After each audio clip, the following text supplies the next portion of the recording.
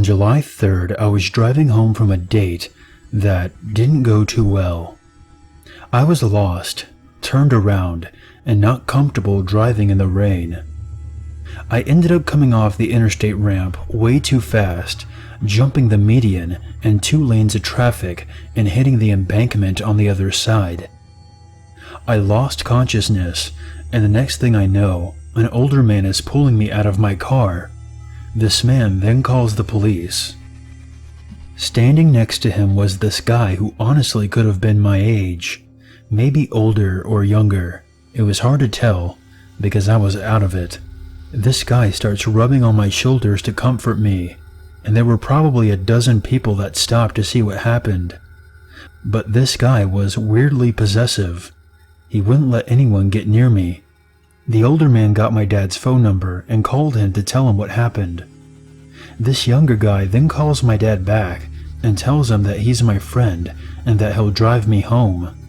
I'm still pretty gone at this point, unable to say anything but my dad's phone number and that I wrecked the car. I knew I was out of it, but I was pretty sure that I didn't know this guy, and I was about 60 miles away from home, but he was insisting that he drive me back. My dad said hell no, but the guy remained possessive of me. The other people there started to notice, and one lady asked me, "Do you know him?" And I said that I didn't think so. He starts going to individual people and saying, "You can leave now. I'll stay with her." And everyone again gave that a hell no.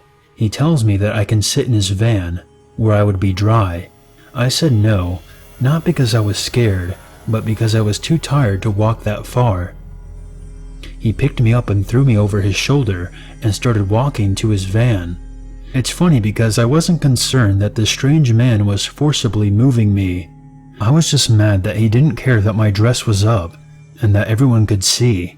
A couple of men there stopped him and told him in no uncertain terms that he needed to cut it out. He again stated that he was my friend and he was just trying to take me home. I was a little more clear-headed at this point and said, "I don't know him." Then the police and EMS showed up, and then he suddenly wasn't interested in being my friend anymore. I'm not sure what his intentions were, but I don't believe he was just trying to help.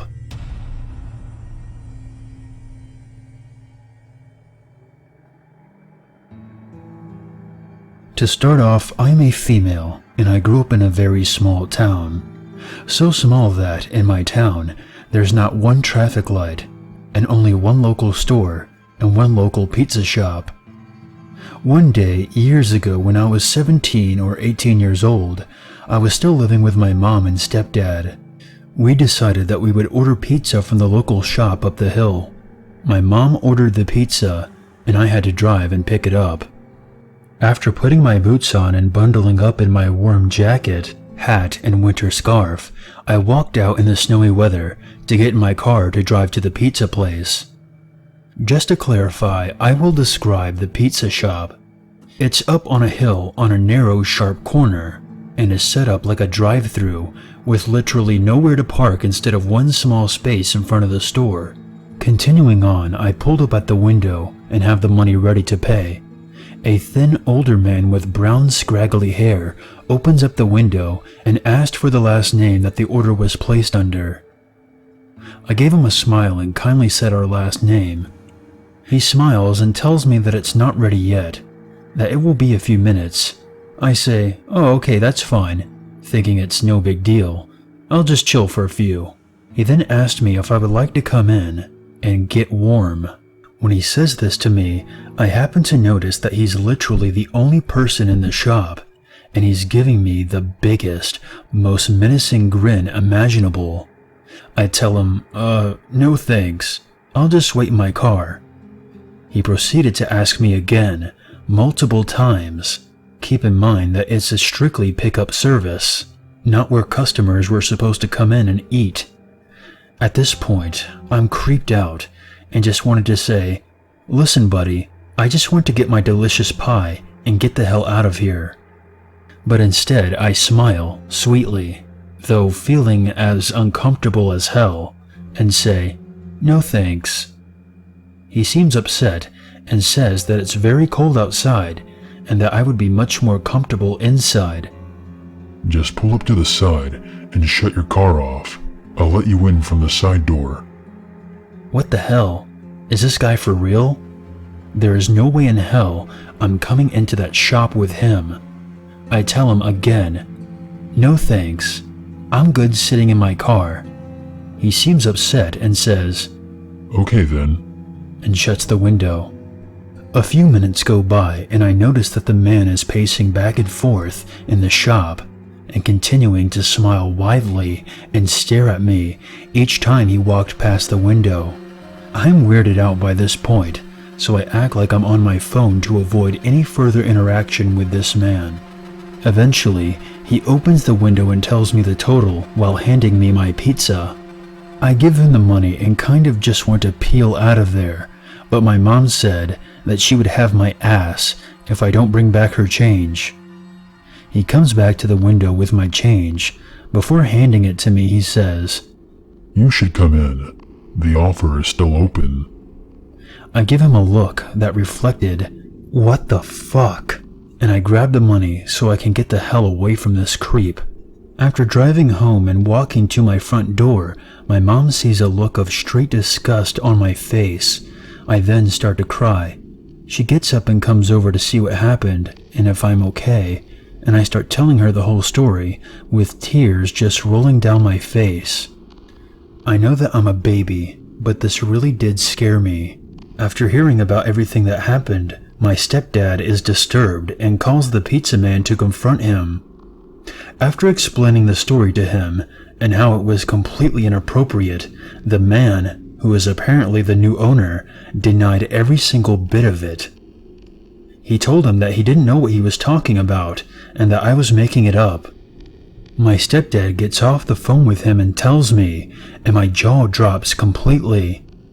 What was this man planning to do with me? Why would he lie and say he never said those things to me, when he definitely did?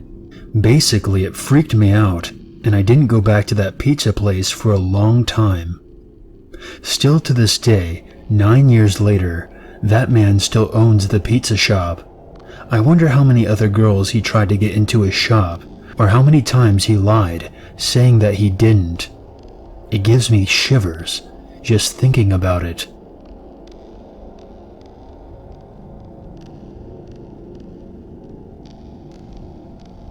When I was 18, I got out of a 3-year-long high school relationship, and it took a little while to slowly get back to my normal self.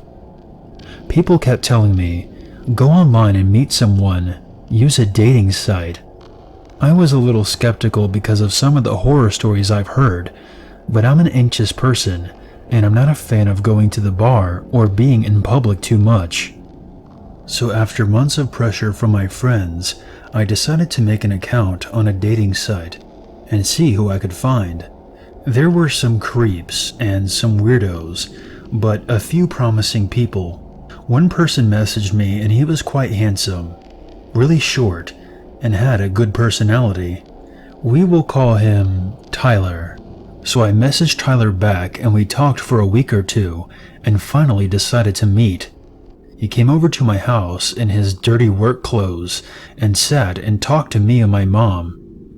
He didn't stay long, but my mom shook her head and said, I get a weird feeling from him. I don't like him. Being 18, I got mad and told her that it was my life and I would choose who I wanted to date. So skip forward a few months and we had hung out a lot, talked and texted.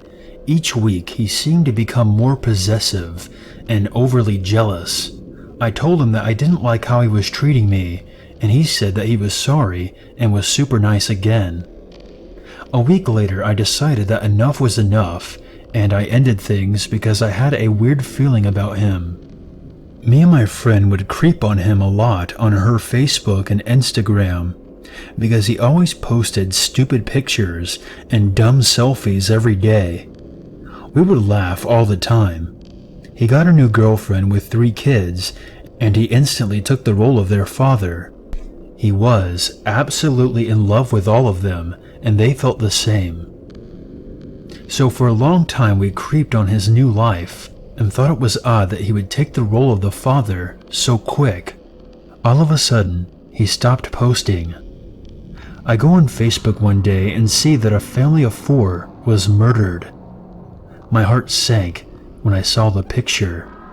It was Tyler's new family, and I found out that he became overly jealous of his girlfriend's ex-husband and had murdered the 3 children, his girlfriend, and spared the 6-month baby that they had together.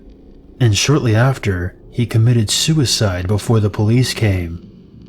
It all truly opened my eyes and made me super cautious of who I meet online.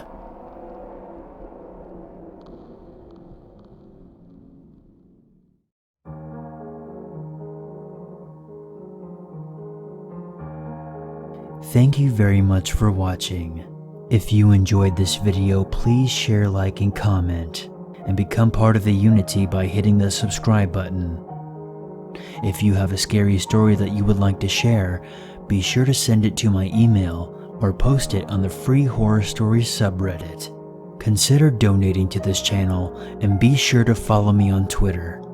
And until next time, stay spooky and never forget, there's always a reason to be afraid.